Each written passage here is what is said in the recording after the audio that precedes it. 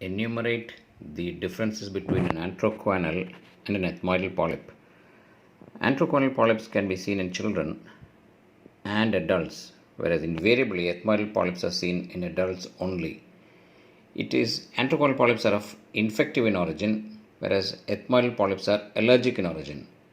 Antroconal polyps are usually single because of the single antrum from where it arises. Ethmoidal polyps arise from the multiple honeycombed ethmoidal cells and therefore are multiple. Antroconal polyps are usually unilateral, whereas ethmoidal polyps are invariably bilateral.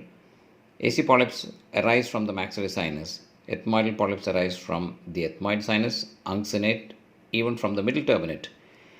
The growth of an antroconal polyp is by the Bernoulli's phenomenon backwards. It grows to the middle meatus, choanae, nasopharynx, whereas ethmoidal polyps grow anteriorly, often towards the nares. The shape of an antroconal polyp is trilobed. One component is within the antrum, the stalk is at the maxillary ostium, and thereafter into the middle meatus, thereafter into the nasopharynx, and maybe even into the oropharynx, beyond the nasopharynx and soft palate. So it's often trilobed, whereas an ethmoidal polyp appears like a bunch of grapes.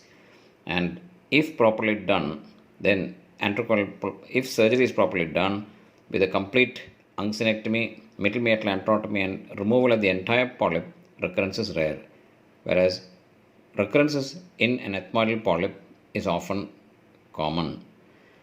We will highlight the individual features. An antroconal polyp may arise from children to adults, infective in origin, single, unilateral, arise from the maxillary sinus, grows backwards, trilobed in shape, and recurrence is rare.